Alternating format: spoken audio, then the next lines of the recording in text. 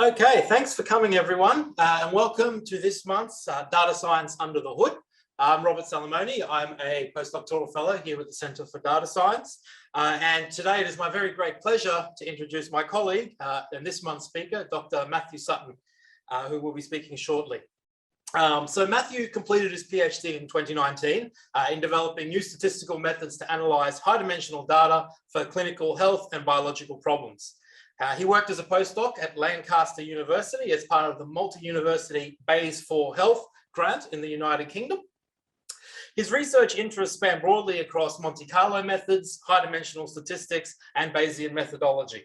A particular focus of his current research is in the development of continuous time Monte Carlo methods for speeding up the computation that are required in Bayesian inference problems. He's currently working in the Models and Algorithms research program here in the Centre.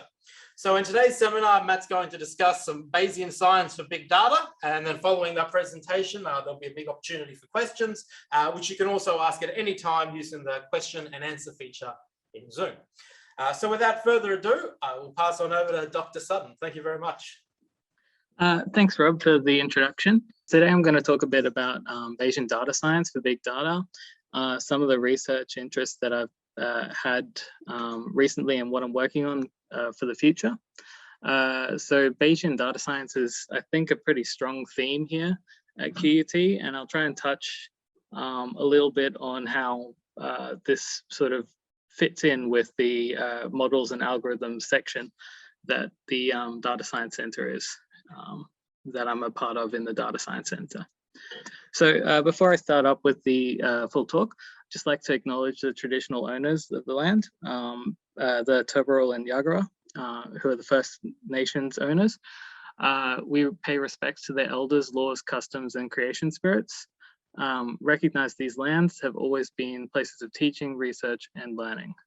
QUT acknowledges the important role that the Aboriginal and Torres Strait Islander people play within the QUT community.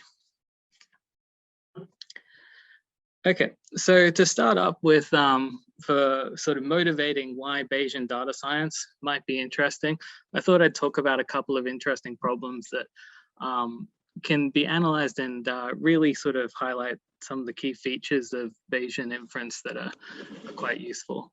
So I've just gone with a couple of cute infographics. The one on the left here shows shows sort of a virus and the idea of epidemic modeling, which can be very usefully incorporated in the Bayesian data science framework, particularly when handling the uncertainty of the times of infection that we would like to model. Because in actually observing epidemic data, you often only observe the times that people were diagnosed with a disease. You don't observe the times that they were infected. So the Bayesian data framework gives us a nice framework for modeling these unobserved data by just sort of defining them inherently in the modeling framework. This multicolored group of people sort of was meant to describe that you can use these methods to provide priors that account for different subgroups in your population. So a really strong strength of the Bayesian framework is that you can set it up so that certain parameters are given a influence at a population and subpopulation level, which can be really useful in describing and modeling things. And then the final Bitcoin there was just to motivate like a data set that's really volatile. So it's not just of interest to know what you might predict as the future, but to know how variable it is, to know if you're going to extreme swings up or down in the observed data, and to account for that in your modeling. So in all of these things, we have some desires for a modeling framework. So we want this modeling framework to be flexible, to allow for expert knowledge, such as knowing proportions of subgroups or having some rough idea of prevalence of disease. We also want it to be interpretable. So we would like, ideally, that we can model some data that we've observed with a probabilistic framework that doesn't sort of make assumptions that seem too unreal, and that can be adjusted if a domain expert tells us that perhaps those were not the feasible choices for what we've been thinking. And it should also be robust. And I'll come back to what I mean by robust, I think, later on. So that's maybe what we want to look for in modeling. But what do we want from our algorithms? So our algorithms, what we really desire here is a method that's fast. So, and when I'm talking about fast here, I mean, not only are we searching for algorithms that run quickly computationally, but something that ideally doesn't take too long to implement. You don't need to do too many lengthy calculations or work with the modeling framework as much. And that really should give you some method that's easy to work with and allows you to get appropriate inference. And then the third thing that I've got there is that the method should be correct. So it seems almost a base level, but there are varying levels of how correct your inference really needs to be. If you can get away with something being a little bit incorrect for a massive speed gain, maybe that's worthwhile looking into. Okay, so that's to motivate our models and algorithms. The general structure that I'll talk about here is then to start off with a description and sort of flesh out a bit more of this Bayesian data science, sort of where we're coming from with it, because not all of the, not everybody in the center is looking at Bayesian data science. So it's worth it, investing a bit of time sort of motivating why some of us are looking at Bayesian data science. Then also introducing some of the computational challenges that we get there, and the different types of data that really make these challenging and how big data fits in with Bayesian data science. Then on that same sort of note, these do introduce some computational challenges. And so in particular, what I'll look at afterwards is really focusing on one approach for handling big data, which is sort of into my niche of Bayesian data computational methods, looking to handle both different types of wide data and log data as being big data sources. So to start up with, I thought I'd just give the basic run through of Bayesian inference. So in Bayesian inference, we're often interested in some set of parameters, model parameters, which is going to be denoted theta. And so this might be something of interest, say a prevalence of a disease in a community.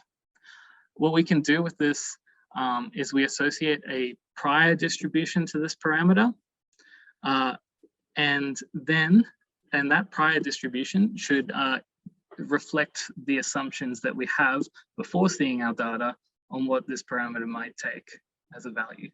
So here I've just said like, choose a prior distribution. Obviously it wouldn't be the prevalence here, but it was for some parameter.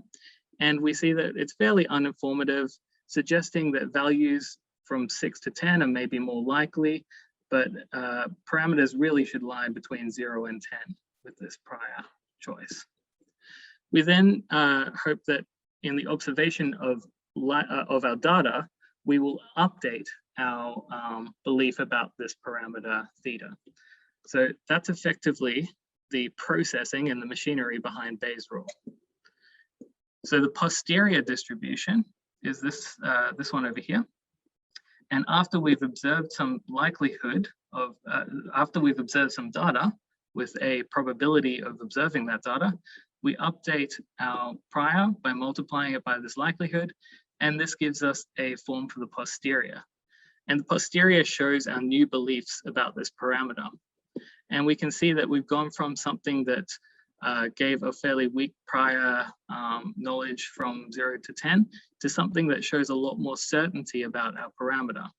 The posterior distribution here is contracted around 6, reflecting the information that the likelihood has given our inference here.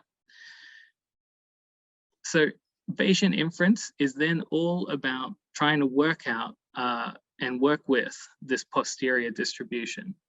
I've just written here also that our posterior distribution here is defined for data y1 to n. So this is having n observations. So we're working with the posterior distribution. So how do we actually work with a posterior distribution? Because this is a distribution and it's a little bit foreign if you've mainly worked with classical statistical inference methods. So again, going back to maybe choosing a prevalence of a disease. So again, this is not quite the right range for theta, but I could still ask these questions. So, if this was a prevalence of a disease, some questions that we might want to ask about theta are, what are the expected value of the prevalence? So that might give us some idea of what the prevalence of the disease is in the community. What's quite cool about Bayesian inference is that we can also use this posterior to calculate things of interest. So for example, we could work out what's the probability that our prevalence is greater than 10%. And that might give us some intuition on if the prevalence is looking, if 10% was a, say, tipping point for a disease, then this would give us some idea of how likely it is that we might start rapidly increasing in cases or something on that magnitude. And then the other thing that comes out very naturally in our estimation here, in working with the posterior, is that we can ascertain how uncertain we are about our parameter. So here we can see that the mean is probably going to be something around 6, and the variance or the uncertainty of our parameter is effectively calculated by the variance of this distribution here. So here, just writing these down effectively, all of these things are effectively just calculations that you do with a distribution. So this is our distribution of interest. We can calculate the expected value of this parameter under this distribution, calculate the probabilities with respect to this distribution, or calculate the variance of this parameter. So why use a distribution? Why have we gone to all the hassle of working with a full distribution here for theta instead of perhaps just finding the most probable value of theta? So if we look at finding the most probable value, that's really something that's akin to an optimization challenge. So that's taking a look at this modeling framework that we've built up, and we could just try and find the value of theta that maximizes the posterior probability. And that would be valid. It's also a lot quicker to do an optimization task. And we could use something like asymptotic theory to give us a rough estimate of the variance of this parameter. However, this variance can be a poor estimate, and it might be the case that the region of interest is not just the most probable value, but you have something more interesting in the general distribution. So even if you find this most probable value, you may miss important information. And so just to give an idea of that in what we've been working with so far, you might consider a distribution here. So here's our posterior distribution, and you can see that the most probable value here would be around 10%, but there's also another mode which has another probability that is also of interest. So there are multiple interesting regions here, and both would probably be of interest to a practitioner working with a statistics model. You'd want to investigate and understand what was going on here as well as this important region. And you might want to know why this region is higher than this one and what that means in context of the problem. There also are reasons that would motivate using this approach if we're looking at making predictions. So if we're looking at making predictions and we just use the single parameter value here, we will get predictions that are valid for only models that kind of fit into this type of parameter value. When we use the full posterior distribution, we can actually make predictions that are valid for all of the theta values that were feasible according to our posterior. So our predictions are going to be robust to the values that theta could take throughout the posterior distribution. We'll capture both of the effects of the modes here in our predictive values. So it's very nice that this Bayesian approach can give us a robust method. And here's what I meant by robust, is that it's robust to the parameter values in our model that they could take. And it's also a valid method for incorporating prior knowledge. It's baked right into the original definition in how we define the posterior distribution. And now I might just talk a little bit more about Bayesian computation. So this is already starting to slide away from the model side of things, but hopefully I've motivated now why we might like to take a look at Bayesian inference and different methods that different advantages that it gives us as a statistical inference method. So in Bayesian inference, we're interested in sampling and getting estimates. So previously we talked about these estimates here, the expected value of the parameter, the probabilities of the parameter, or the variance of the parameter. But it's actually quite tricky to work out how to calculate those values for a general distribution.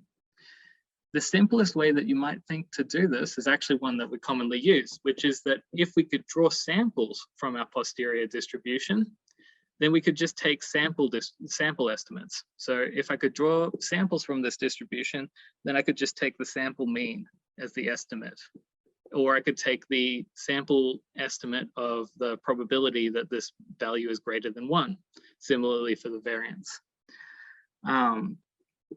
So this is how we might use our samples to estimate these probabilities. Typically, we might also consider a method such as a approximation method, which would use typically we might also consider approximating these using numerical methods. However, it's often seen that these approaches don't scale as well. And in particular, they kind of fall over because we only know this posterior distribution up to a proportionality constant.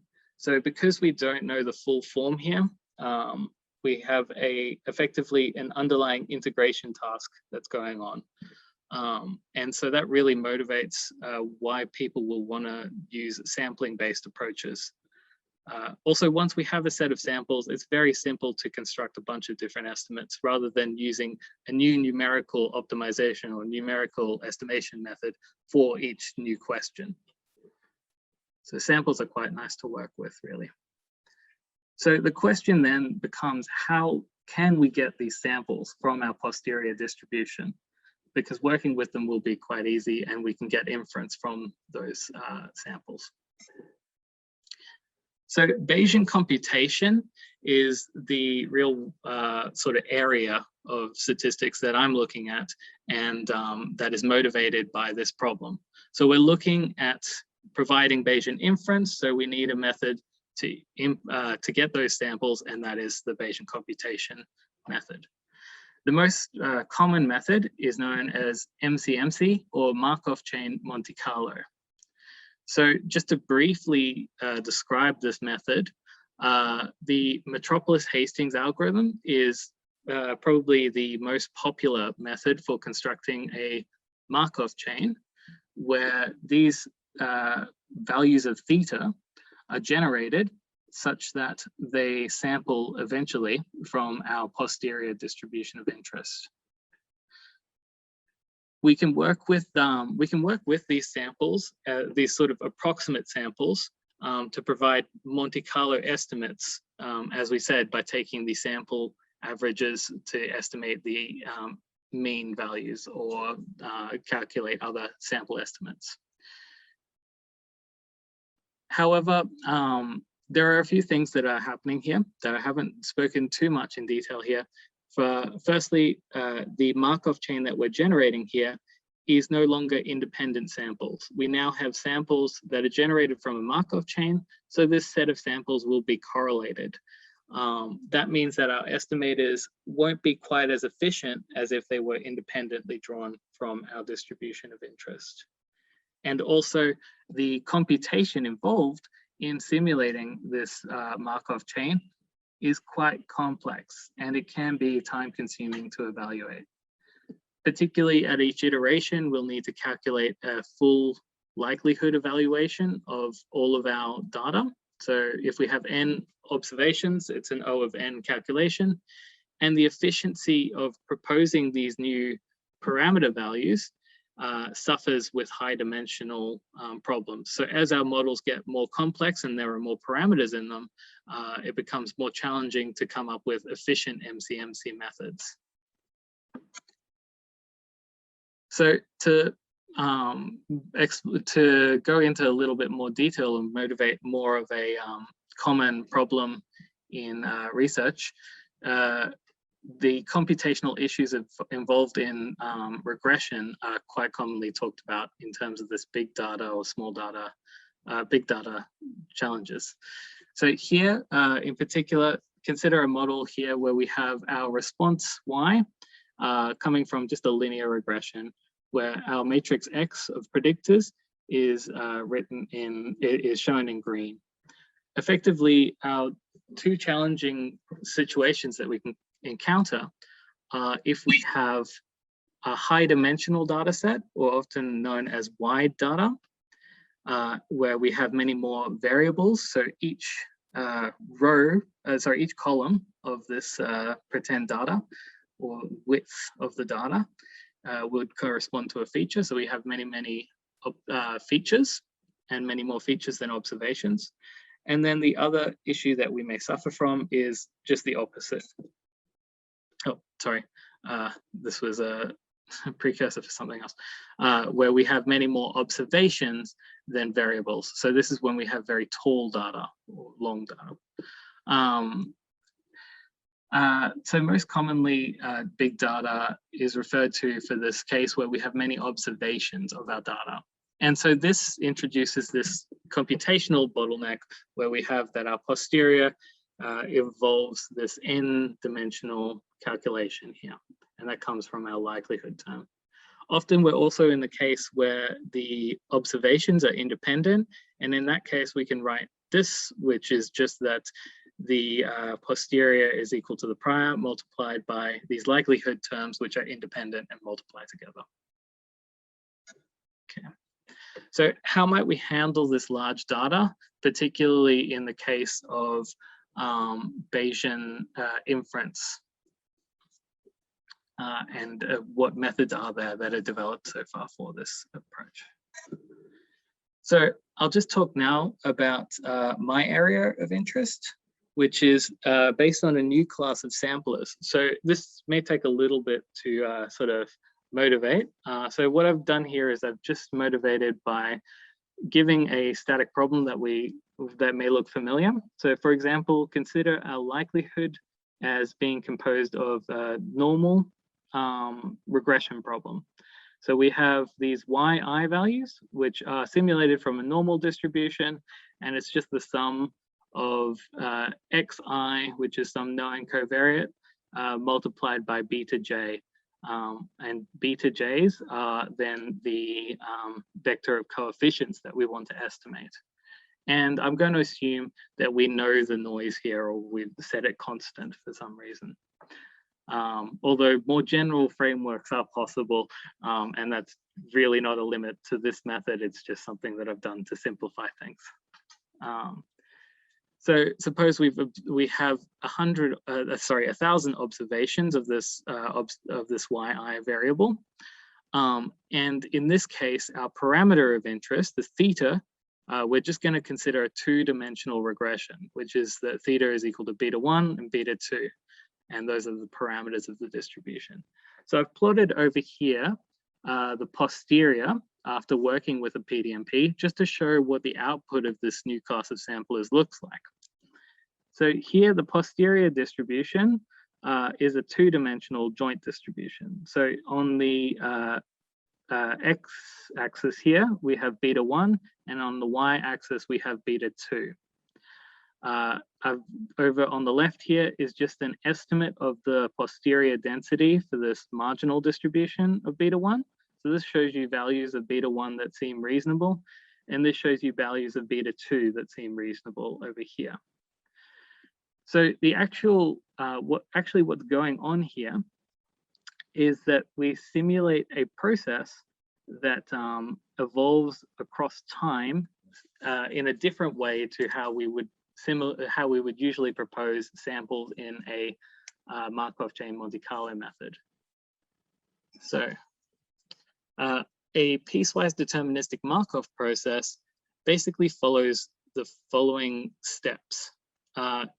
It's composed of computationally 3 steps.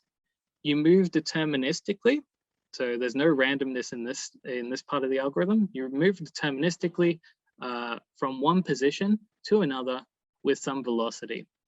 So if we'd started at one point, we'd continue along until we had some event time, which pauses the sampler. At this event time, we then update the velocity of the process and then continue on. So here you can see as the process goes up, it's updated at this point in time where the velocity in the y direction flips to a negative value, and it goes across into the other coordinate. It goes across this way. So I can also just give a quick sort of show. So this is the zigzag, and this is a nice little animation just off of Joris Birken's PDMP website, and it shows how this process looks over time. And so what this sampler is doing is it is moving over the region of interest in our probability distribution. So the longer it stays at certain points, the more probable those values are. And you can see that it's sort of really keeping centered around this 0, 1-ish area, suggesting that this is where the posterior most likely values would be. Okay.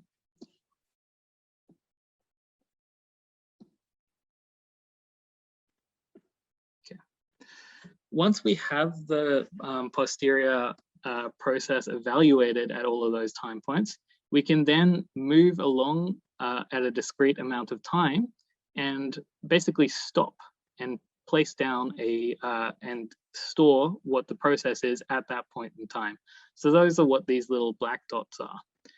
These black dots can then be used as samples in the regular MCMC fashion.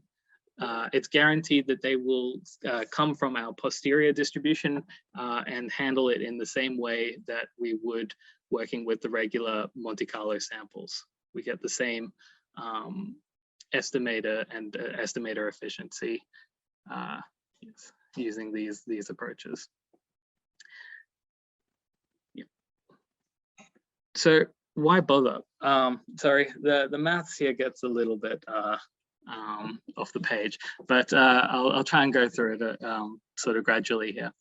So why did we bother creating this new type of sampler, and what makes it interesting? So there are a couple of things that make it interesting, but I'll really focus here on its application to the tall data or long data framework, which is when we have many, many observations. So the real key the real key asset to this sampler is that the rate at which we update our velocity depends on the gradient of the log posterior. So this is the rate at which we pause the deterministic part of our sampler and update the velocity. And this depends on this expression here, which is the derivative of, with respect to our parameters of this distribution. And just recall that our posterior is proportional to our prior multiplied by our likelihood. And so that likelihood could be written as a product. So over here, we have that this is equal to the derivative with respect to the prior plus the derivative with respect to the sum of the logarithm of the likelihood of each individual observation. And the key advantage here, or the key finding of these PDMP processes, is that you can actually estimate this quantity. You can estimate the posterior probability here by taking this and approximating it by just taking one of these evaluations of the data rather than summing up all of the independent data. So if we just take one, if we select randomly one of our observations, we can just multiply that by n, because this is an unbiased estimate for any of the other independent observations that follow the same distribution. So we just multiply it by n, and that will give an estimate of the log posterior. Sorry, there should be a little hat here. I was struggling with finding, with working with Google Slides. So this is an estimate of our log posterior. So what this means is that we can go from having to evaluate an O of n term, like where we have a large number of observations, to an O of 1 term, where we are only updating based on one observation that is randomly selected from our data set, and the algorithm will run forward and perform inference exactly for the distribution of interest. So this is quite nice, because a bunch of other approaches in the literature, have looked at these similar ideas, but have been restricted to the standard Metropolis-Hastings proposal. And in our Metropolis-Hastings proposal, we update according to the posterior distribution, and we use a ratio of these values. Unfortunately, you cannot get an unbiased estimator for this ratio of terms, because the posterior here will be a product of terms instead of a sum in the log expression. And so really that's one of the key advantages to this approach, is that we still get exact inference, which is an improvement over Metropolis-Hastings sort of alternatives. And we still, and we do so with the same reduced computation time. So this is taken from a slide set from Joris Berkens, and I can refer to that, but the paper that he has is cited at the end, and that's where a lot of these processes are described in more detail. So without subsampling, each event time will take O of n computations to evaluate, and it will move the process in all dimensions by a certain factor of time in stochastic time, so that it moves a constant amount of distance. With basic subsampling, so where we just select randomly and update according to the rate based on that selected observation, we get an O of 1 scaling of the computation time, so a much reduced computation time. But unfortunately, this estimate is a lot noisier than the regular rate. So we end up moving a fraction of the distance. So really, there's not much gain immediately there. However, you can use the variance reduction methods from Monte Carlo, particularly a method known as control variance is particularly beneficial here to improve our random estimator. And using this approach, we can get an O of 1 computation, the same as before, but we end up moving the same amount of distance, or a comparable amount of distance in stochastic time. And so that means that our process's overall efficiency in this case will be O of 1, meaning that it's constant with an increase in the number of observations. So just to show what that kind of looks like here, the basic 2D logistic regression problem here is shown with magenta colors for the samples that you could take, and a black curve showing the regular zigzag sampler running.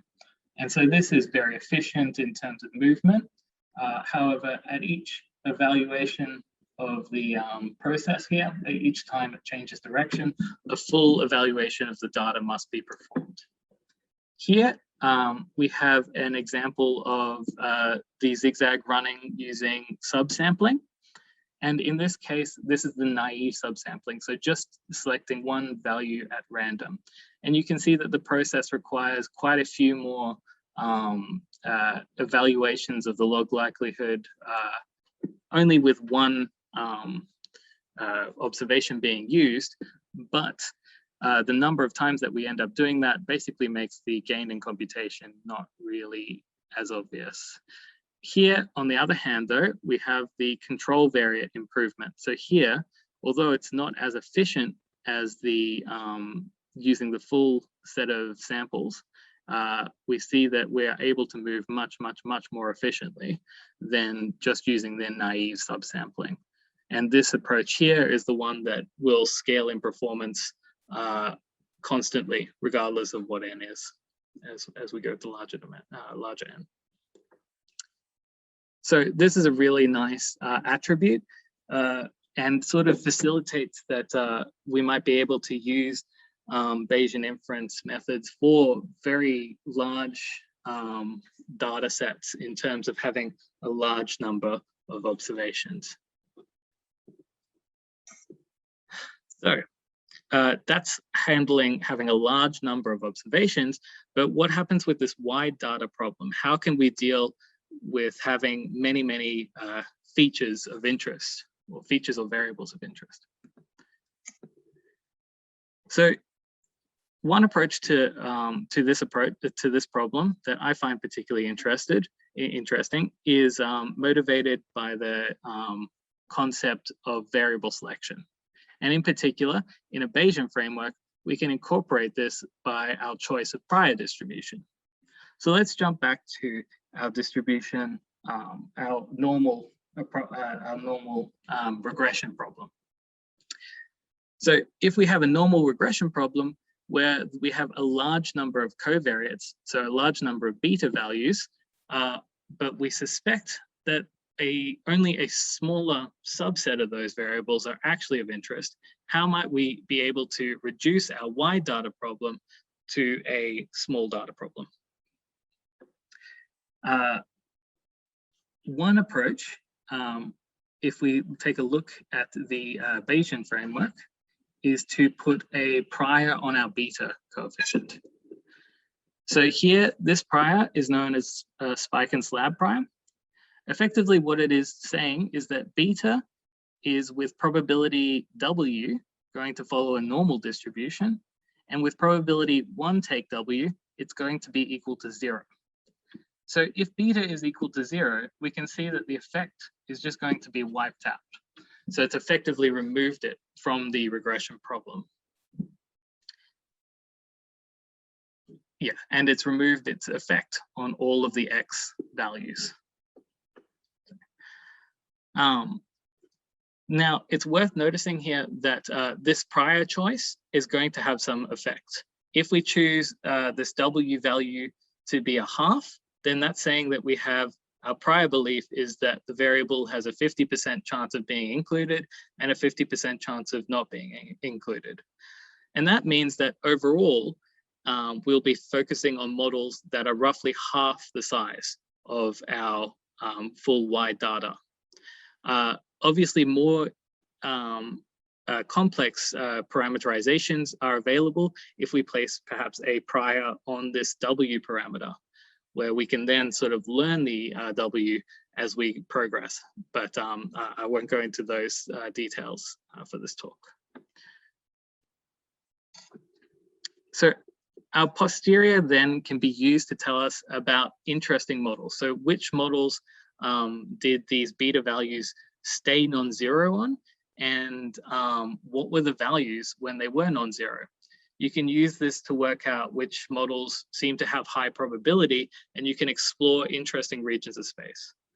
It's also worth mentioning now that this is really worthwhile doing if you suspect a large number of variables are not relevant.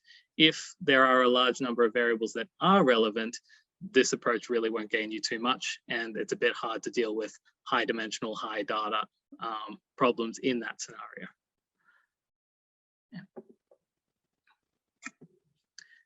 So However, if it is a worthwhile assumption that most of the interesting things are happening at a reduced dimension, we can use this to infer both our parameter estimates and probabilities and get worthwhile inference for our modeling. We can also make, now the next question that sort of motivates this work is how can we, or the work that I've been doing previously and I'm still currently working on, is using these PDMP approaches that we described previously and adjusting them to deal with this model selection problem, or this funny looking prior that we have here. I won't go into the full details of our approach here, but I will note that we were able to extend the method to account for this type of a prior distribution. And this allows for both the use of subsampling ideas and this use of model selection type priors to reduce the problems of large and tall and wide data sets. So just to show an example of what this process looks like. So previously we had a regression problem, which looked like this on our zigzag.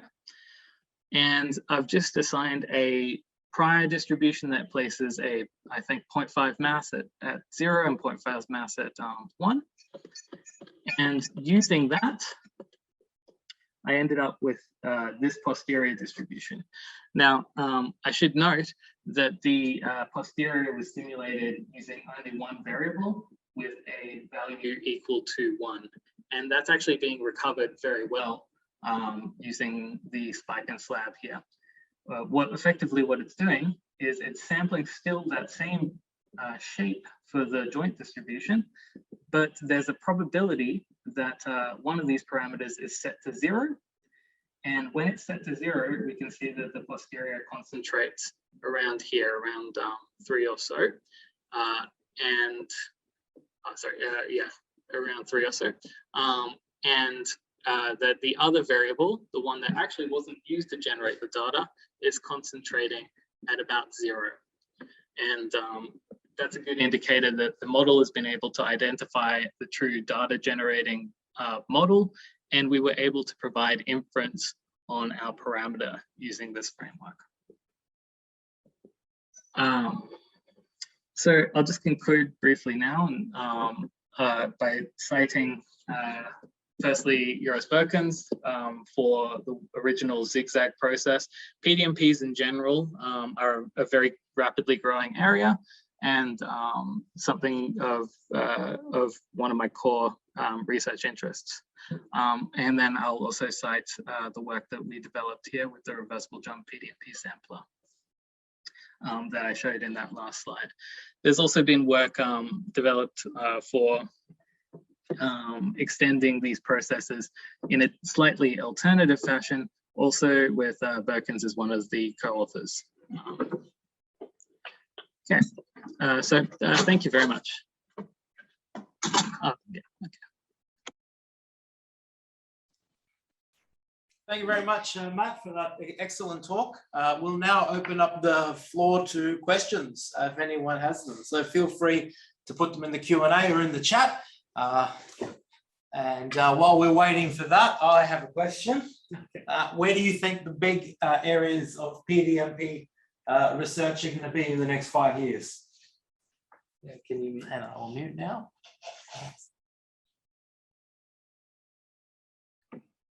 Thanks, Rob. I think one of the key areas for the PDMP sort of literature will be in taking a look at more exotic deterministic moves. So here, when the velocity was updated, there was a simple flip. In the bouncy, there's a similar simple deterministic linear type trajectory, but there's been more exotic moves that move on sort of ellipses. And I believe that the further pushes of the area will look at how we can improve on moving between event times. The process.